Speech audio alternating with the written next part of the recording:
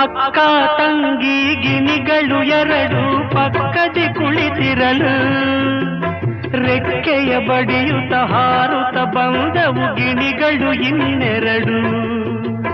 ಅವೆರಡು ಗಂಡು ಗಿಣಿಗಳು. ತಂಗಿಯ ಅಂದ ಕಂಡ ಗಿಳಿಗಳು ಪ್ರೀತಿಯ ತೋರುತ್ತಿರೆ. ಒಂದನ್ನು ಕಂಡು ಹೆಣ್ಣರ ಗಿಣಿಯು ಆಸೆಯ ಕೇಳುತ್ತಿದೆ.